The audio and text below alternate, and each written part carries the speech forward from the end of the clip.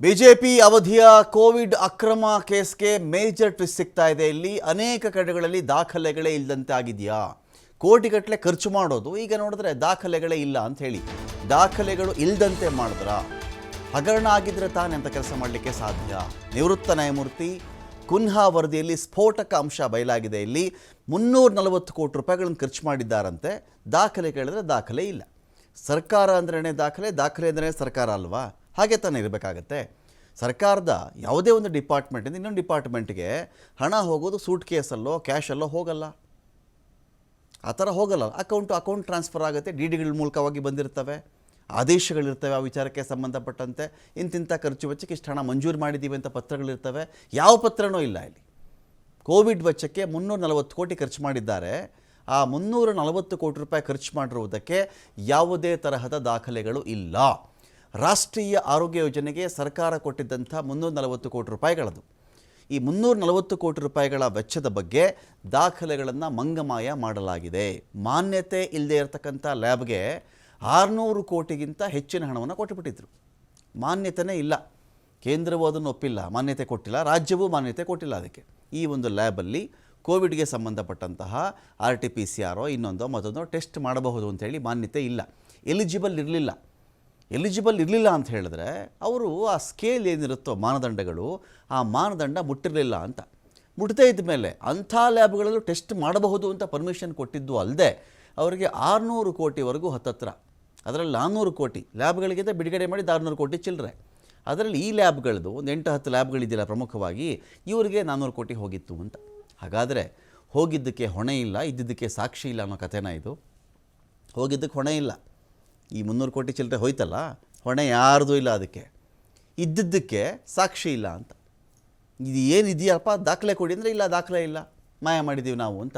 ಜಾಗೃತಿ ಕಾರ್ಯಕ್ರಮಗಳು, ಈ ಕೋವಿಡ್ ಬಗ್ಗೆ ಜಾಗೃತಿ ಮೂಡಿಸ್ತೀವಿ, ಇದೊಂದು ದೊಡ್ಡ ದಂಧೆ. ಜಾಗೃತಿ ಮೂಡಿಸಿದ್ವಲ್ಲ ಅಂತಾರೆ, 4 ಪೋಸ್ಟ್ ಅಂಟಿಸ್ಬಿಟ್ಟು ಜಾಗೃತಿ ಮೂಡಿಸಿದ್ವಲ್ಲ, ನಾವು ಕಾರ್ಯಕ್ರಮ ಎಲ್ಲ ಹೇಳಿದ್ವಲ್ಲ, ಪ್ರಚಾರ ಮಾಡಿದ್ದೀವಲ್ಲ, ಇಷ್ಟು ಹೇಳಿಬಿಡೋದು. ಜಾಗೃತಿ ಕಾರ್ಯಕ್ರಮಗಳಿಗೂ ಕೂಡ ಒಂದು ನಿಯಮ ಅಂತ ಇರುತ್ತೆ. ಈ ಇಂತಿಂಥ ಕಾರ್ಯಕ್ರಮಕ್ಕೆ ಇಷ್ಟಿಷ್ಟು ಹಣ ಕೊಡಬೇಕು, ನೀವು ವಿನಿಯೋಗಿಸಬೇಕು ಅಂಥೇಳಿ. ಅದನ್ನೂ ಮೀರಿದ್ದಾರೆ ಇವರು. ನಿಯಮವನ್ನು ಉಲ್ಲಂಘನೆ ಮಾಡಿರ್ತಕ್ಕಂಥ ಅಧಿಕಾರಿಗಳ ವಿರುದ್ಧವಾಗಿ ಇದೀಗ ಆಯೋಗ ಶಿಫಾರಸು ಮಾಡಿದ ಕ್ರಮ ಆಗಬೇಕು ಅಂಥೇಳಿ. ದಾಖಲೆಗಳೇ ಇಲ್ಲದೆ ನುಂಗಿ ನೀರು ಕುಡಿದ್ರೆ ಹಾಗಾದರೆ BJP ನೇತೃತ್ವದ ಸರ್ಕಾರ ಈ ಥರ ಹಣವನ್ನು ನುಂಗಿ ನೀರು ಕುಡಿದಿತ್ತು ಆವಾಗ ಅಂತ. ಕೋವಿಡ್ ನಿಯಂತ್ರಣಕ್ಕೆ ಕೇಂದ್ರದ ಕಡೆಯಿಂದ 1747.42 ಕೋಟಿ ರೂಪಾಯಿಗಳ ಅನುದಾನ ಇತ್ತು. ಏನಕ್ಕಿದು ಕೇಂದ್ರದ ಅನುದಾನ ಅಂತ ಹೇಳಿದ್ರೆ? ಇವರದೇ ಸರ್ಕಾರಲ್ಲಿ ವ್ಯಾಗ್ಲೂ ಇದ್ದದ್ದು. 1747.42 ಕೋಟಿ ರೂಪಾಯಿಗಳ ಅನುದಾನ ಇತ್ತು. ಕೋವಿಡ್ ಪರೀಕ್ಷೆ ಮಾಡಿ ಇದರಲ್ಲಿ ಸಹಾಯವಾಣಿ ಶುರು ಮಾಡಿ. ಯಾರಾದರೂ ಆತಂಕದಲ್ಲಿ ಕೇಳ್ತಾರೆ, ಏನು ಮಾಡಬೇಕು, ಕೋವಿಡ್ ಬಂದುಬಿಟ್ಟಿದೆ, ಪಾಸಿಟಿವ್ ಆಗಿಬಿಟ್ಟಿದೆ, ಹಾಗೆ ಹೀಗೆ ಬಂದಾಗ ನೀವೇನು ಮಾಡಬೇಕು ಅಂತ. PPE ಕಿಟ್ಗಳು, ಅವರಿಗೆ ಶುಶ್ರೂಷೆ ಮಾಡ್ತಾರಲ್ಲ, PPE ಕಿಟ್ಗಳು ಬೇಕು. ಶವ ಸಂಸ್ಕಾರ ಮಾಡೋರಿಗೂ ಬೇಕು. ಯಾರಾದರೂ ಕೋವಿಡ್ ಟೆಸ್ಟ್ ಮಾಡಿಸ್ಕೊಳಕ್ಕೆ ಬಂದವ್ರಿಗೂ ಕೂಡ ಕಿಟ್ ಹಾಕ್ಕೊಂಡೆ ಅವ್ರು ಮಾಡಬೇಕಾಗಿತ್ತು. ಪಾಪ 8-10 ಗಂಟೆ 14 ಗಂಟೆ ಹಾಕ್ಕೊಂಡಿದ್ದಾರೆ ಅವರು. ಬೆವತ್ತು ಹೋಗ್ತಾ ಇದ್ದರು. 1 kg 2 kg ತೂಕ ಕಡಿಮೆ ಆದವರು ಇದ್ದಾರೆ ಅದರಲ್ಲಿ. ಕಿಟ್ ಖರೀದಿ ಹಣ ಇದೆಯಲ್ಲ, ಇದನ್ನು ಕೂಡ ಬಳಕೆ ಮಾಡ್ಕೊಳ್ಳಿ ಅಂತ ಹೇಳಿದ್ರೆ ಆ ಒಂದು ಹಣವನ್ನು ನುಂಗಿ ನೀರು ಕುಡಿದಿದ್ದಾರೆ ಅಂತ ನಿವೃತ್ತ ನ್ಯಾಯಮೂರ್ತಿ ಮೈಕಲ್ ಡಿ ಕುನ್ಹಾ ತನಿಖಾ ಆಯೋಗಕ್ಕೆ ಈ ಮಾಹಿತಿ ಸಿಕ್ಕಿದೆ. ಅವರಿಗೆ 1747.42 ಕೋಟಿ ರೂಪಾಯಿಗಳ ಮೊತ್ತದಲ್ಲಿ 1406.56 ಕೋಟಿ ರೂಪಾಯಿ ವೆಚ್ಚದ ದಾಖಲೆ ಮಾತ್ರ ಲಭ್ಯ ಇದೆ. ಇನ್ನು 300 ಕೋಟಿ ಚಿಲ್ಲರೆಗೆ ದಾಖಲೆ ಕೇಳಿದ್ರೆ ದಾಖಲೆ ಇಲ್ಲ. ದಾಖಲೆ ಇಲ್ಲ ಅಂದರೆ ಅರ್ಥ ಆಯ್ತಲ್ಲ ನಿಮಗೆ, ನುಂಗಿ ನೀರು ಕುಡಿದಿದ್ದಾರೆ ಅಂತ. 340.85 ಕೋಟಿ ರೂಪಾಯಿಗಳ ವೆಚ್ಚದ ಬಗ್ಗೆ ದಾಖಲೆ ಸಿಕ್ಕಿಲ್ಲ. 300 ಕೋಟಿ ತಿಂದುಬಿಡ್ತಾರೆ ಅಂದರೆ ಹೆಂಗ್ರಿ ಇದು? ಕೇಂದ್ರ ಸರ್ಕಾರ ಮೀಸಲಾಗಿಟ್ಟಿದ್ದಂಥ ಅನುದಾನದ ವೆಚ್ಚದ ಲೆಕ್ಕಪತ್ರದಲ್ಲಿ ದೊಡ್ಡ ಮಟ್ಟದ ಒಂದು ವ್ಯತ್ಯಾಸ ಕಂಡುಬಂದಿದೆ. ದಾಖಲೆ ಪರಿಶೀಲನೆ ಮಾಡಿದಾಗ ಮಾನ್ಯತೆ ಇಲ್ಲದಂಥ ಲ್ಯಾಬ್ಗಳಿಗೂ ಕೂಡ ಟೆಸ್ಟ್ ಮಾಡುವುದಕ್ಕೆ ಹೊಣೆ ಕೊಟ್ಟಿದ್ದಾರೆ. ಮಾನ್ಯತೆ ಇಲ್ಲದಿರ್ತಕ್ಕಂಥ ಲ್ಯಾಬ್ಗಳಿಗೆ ಟೆಸ್ಟ್ ಮಾಡುವಂಥೇಳಿ ಅನುಮತಿ ಕೊಡೋದು ಒಂದೇ, ಕೋವಿಡ್ ಜಾಸ್ತಿ ಆಗಲಿ ಬಿಡಿ, ಜನ ಸಾಯಲಿ ಬಿಡಿ ಅಂತ ಹೇಳೋದು ಒಂದೇ. ಒಂದು ಲ್ಯಾಬ್ಗೆ ಮಾನ್ಯತೆ ಇದ್ದಾಗ ಪಾಸಿಟಿವ್ ಇದ್ದರೆ ನೀನು ಪಾಸಿಟಿವ್ ಇದೆಯಪ್ಪ, ಕ್ವಾರಂಟೈನಲ್ಲಿ ಇರು, ನೀನು ಆಚೆ ಓಡಾಡ್ಕೊಡ್ದು, ನೀನು ಟ್ರೀಟ್ಮೆಂಟ್ ಫಸ್ಟ್ ಅಡ್ಮಿಟ್ ಆಗು ನೀನು, ಇದು ಹೇಳ್ತಾರೆ. ಆ ಲ್ಯಾಬ್ಗೆ ಅದು ಪಾಸಿಟಿವ್ ಅಂತೂ ಹೇಳೋಕ್ಕೂ ಗೊತ್ತಿಲ್ಲ, ನೆಗೆಟಿವ್ ಅಂತಲೂ ಹೇಳೋಕ್ಕೆ ಗೊತ್ತಿಲ್ಲ ಅಂತ ಹೇಳಿದಾಗ ಯಾರೋ ಬರ್ತಾನಪ್ಪ ನಂಬಿಕೊಂಡು ಇಲ್ಲಿ ಕೋವಿಡ್ ಟೆಸ್ಟ್ ಮಾಡ್ತಾರಂತೆ ಅಂತ. ಕೋವಿಡ್ ಇರಬಹುದು ಅವನಿಗೆ, ಬಂದಾಗ ಅವನು ನೆಗೆಟಿವ್ ಅವನು ಕೋವಿಡ್ ಇದೆ ನೆಗೆಟಿವ್ ಅಂತ ಮಾಡಿದ್ರೆ 100 ಜನಕ್ಕೆ ಹರಡ್ತಾನೆ ಅವನು ಆಚೆ ಹೋಗ್ಬಿಟ್ಟು. ಹೌದು ನಂಗೆ ನೆಗೆಟಿವ್ ಇದೆ ಅಂತೇಳಿ. ಅವ್ರಿಗೆ ಗೊತ್ತೇ ಇಲ್ವಲ್ಲ ಟೆಸ್ಟ್ ಮಾಡೋಕ್ಕೆ. ಅಂಥ ಲ್ಯಾಬ್ಗಳಿಗೂ ಈ ಸರ್ಕಾರ ಅವತ್ತಿಗೆ ಪರ್ಮಿಷನ್ ಕೊಟ್ಟಿತ್ತು ಅಂತ ಹೇಳಿದ್ರೆ ಹೇಗಿದು? ICMR ಇಂದ ಒಂದು ಮಾನ್ಯತೆ ಅಂತ ಇರಬೇಕು. ICMR ಇಂದ ಮಾನ್ಯತೆ ಇಲ್ಲದೆ ಇರತಕ್ಕಂತಹ 14 ಖಾಸಗಿ ಲ್ಯಾಬ್ಗಳಿಗೆ ಇವರು ಕೋವಿಡ್ ಟೆಸ್ಟ್ ಮಾಡಿ ಅಂತ ಹೊಣೆ ಕೊಟ್ಟಿದ್ದರು. 14 ಲ್ಯಾಬ್ಗಳಿಗೆ ಎಷ್ಟು ಸಾವಿರ ಜನ ಬಂದು ಟೆಸ್ಟ್ ಮಾಡಿಸ್ಕೊಂಡು ಹೋಗಿರಬಹುದು, ಅವರಿಂದ ಎಷ್ಟು ಜನಕ್ಕೆ ಹರಡಿರ್ಬೋದು ಯೋಚನೆ ಮಾಡಿ. ಎಂಥ ದಂಧೇರಿ ಇದು. ಕೋವಿಡ್ಡು ಜನಗಳಿಗೆ ಹೇಳೋಕ್ಕೆ, ಬಡವರಿಗೆ, ಸಾಮಾನ್ಯರಿಗೆ ನೋವಿನ, ಸಂಕಟದ, ತಮ್ಮವರನ್ನು ಕಳೆದುಕೊಂಡ, ಜೀವನಕ್ಕೆ ಆಧಾರವಾಗಿದ್ದಂಥ ವ್ಯಕ್ತಿ, ಇಡೀ ಮನೆಗೆ ಆಧಾರವಾಗಿದ್ದಂಥ ವ್ಯಕ್ತಿ ಕಳೆದುಕೊಂಡಂಥ ಸಂಕಟ, ಇಂಥವ್ರಿಗೆ ಈ ಸರ್ಕಾರ ಇತ್ತಲ್ಲ ಆಗ, ಇಂಥವ್ರಿಗೆ ಚೆಲ್ಲಾಟ, ಅದು ಬಿಸ್ನೆಸ್, ಹಣ, ದುಡ್ಡು ಲೂಟಿ ಮಾಡೋಕ್ಕೆ ಒಳ್ಳೆ ಚಾನ್ಸ್ ಇದು ಅಂಥೇಳಿ ಏನು ಕೇಳಿದ್ರು ಕೋವಿಡ್ಡು. ಜನ ಆಚೆ ಬರೋ ಹಾಗಿಲ್ಲ, ಪ್ರತಿಭಟನೆ ಮಾಡೋ ಹಾಗಿಲ್ಲ, ನಿಯಮ ಬಾಹಿರ ಅದು, ಆಚೆ ಬರ್ಕೊಡ್ದು, ಮುಗೀತಲ್ಲ. ಕೋವಿಡ್ನ ಅಲ್ಲೂ ಬಳಸ್ಕೊಂಬಿಟ್ರು. ಇಂಥ ಅನ್ಯಾಯ ಆಗ್ತಿತ್ತು ಅವತ್ತಿಗೆ ಗೊತ್ತಿತ್ತು ಎಷ್ಟೋ ಜನಗಳಿಗೆ.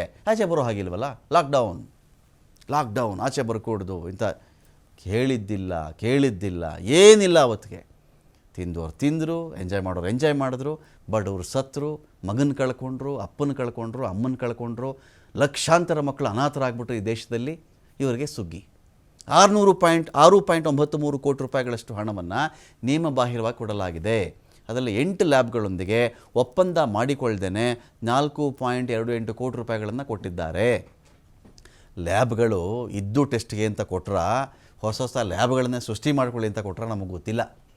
ಇದರಲ್ಲಿ ಒಂದು ಹೊಸ ಲ್ಯಾಬೇ ಶುರು ಮಾಡಿಬಿಡ್ಬೋದು ರೀ. 4.4 ಕೋಟಿ ಅಂತ ನೋಡಿ, ಮಾನ್ಯತೆನೇ ಇಲ್ಲ ಅಂತ ಹೇಳಿದ್ರೆ ಮಾಡಿರ್ತಾರೆ. ಬೇನಾಮಿಗಳ ಲ್ಯಾಬ್ಗಳು ಶುರುವಾಗಿರಬಹುದು. ಇವ್ರದ್ದೇ ಲ್ಯಾಬು, ಹಣ ಇಲ್ವಲ್ಲ, ಇದು ಲ್ಯಾಬ್ ಇದೆ ಅಂತ ಹೇಳು, ಅಡ್ರೆಸ್ ಕ್ರಿಯೇಟ್ ಮಾಡು, ತಗೋ ದುಡ್ಡು ಅಂತ ಹೇಳಿ. ಹೇಗಿದ್ದರೂ ICMR ಮಾನ್ಯತೆ ಇಲ್ದಿರ್ತಾನೆ ಕೊಟ್ಟಿರೋದು ಇವರು. ಲ್ಯಾಬ್ಗಳನ್ನು ಸೃಷ್ಟಿ ಮಾಡಿರ್ತಾರೆ ಇವರು. ಇವ್ರದ್ದೇ ಲ್ಯಾಬು, ಇವ್ರದ್ದೇ ಬಿಲ್ಲು, ಟೆಸ್ಟ್ ಮಾಡಿದವ್ರು ಯಾರೋ, ಮಾಡದೇ ಇದ್ದವ್ರು ಯಾರೋ ಗೊತ್ತಿಲ್ವಲ್ಲ. ಇಲ್ಲಿ ಕಾರ್ಯಾದೇಶವೇ ಇಲ್ಲ ರೀ, ಇಲ್ಲಿ ವರ್ಕ್ ಆರ್ಡ್ರೇ ಇಲ್ಲ, ಕರಾರು ಇಲ್ಲ, ಒಂದು ಒಪ್ಪಂದ ಕೂಡ ಇಲ್ಲ ಆ ಲ್ಯಾಬ್ನ ಮತ್ತು ಸರ್ಕಾರದ ನಡುವೆ. ಕೋವಿಡ್ ತಡೆಗೆ ಜಾಗೃತಿ ಮೂಡಿಸೋದಕ್ಕೆ 7 ಕೋಟಿ ಖರ್ಚು ಮಾಡಿದ್ರಂತೆ. ಚುಕ್ಕಿ ಟಾಕಿ ಸಂಸ್ಥೆಗೆ ನಿಯಮ ಬಾಹಿರವಾಗಿ 8.85 ಲಕ್ಷ ಪೇಮೆಂಟ್ ಹೋಗಿದೆ. ಆದರೆ ಕೆಲ ಜಾಹೀರಾತು ಏಜೆನ್ಸಿಗಳಿಗೆ ಹಣ ಪಾವತಿ ಮಾಡಿರುವುದಕ್ಕೆ ಸೂಕ್ತ ದಾಖಲೆ ಕೊಟ್ಟಿಲ್ಲ. ನೆರವು ನೀಡಬೇಕು ಅಂತ ಸ್ಥಾಪಿಸಲಾಗಿದ್ದಂಥ ಆಪ್ತಮಿತ್ರ ಸಹಾಯವಾಣಿ ಖರ್ಚಿನ ಬಗ್ಗೆ ದಾಖಲೆನೇ ಇಲ್ಲ. ಆಪ್ತಮಿತ್ರ ಹೆಸರಿನ ಸಹಾಯವಾಣಿಯನ್ನು 2 BPO ಸಂಸ್ಥೆಗಳಿಗೆ ಕೊಡಲಾಗಿತ್ತು. ಅದಕ್ಕಾಗಿ ಆ ಸಂಸ್ಥೆಗಳಿಗೆ 4.19 ಲಕ್ಷ ರೂಪಾಯಿ ಹಣವನ್ನು ಕೊಡಲಾಗಿದೆ ಅಂತ ವರದಿ ಇದೆ. ಸಂಸ್ಥೆಗಳಿಗೆ ಹಣ ಪಾವತಿ ಮಾಡಿದ್ದಾರಾ ಇಲ್ವಾ ಎನ್ನುವುದ್ರ ಬಗ್ಗೆ, ಪಾವತಿ ಮಾಡಿದ್ದೀವಿ ಅಂತ ಹೇಳ್ತಾ ಇದ್ದಾರೆ, ದಾಖಲೆ ಕೇಳಿದ್ರೆ ಇಲ್ಲ. ಅದು ಗುಳುಮೆನಾ ಗೊತ್ತಿಲ್ಲ, ವಿ ಡೋಂಟ್ ನೋ. ಈ ಮಟ್ಟದಲ್ಲಿ ಒಂದು ದೊಡ್ಡ ದಂಧೆ ಕೋವಿಡ್ ಟೈಮಲ್ಲಿ ಆಗಿತ್ತು ಅಂತ ಹೇಳಿ ನಿವೃತ್ತ ನ್ಯಾಯಮೂರ್ತಿ ಮೈಕೆಲ್ ಡಿ ಕುನ್ಹಾ ಅವರ ವರದಿ ಹೇಳ್ತಾ ಇದೆ.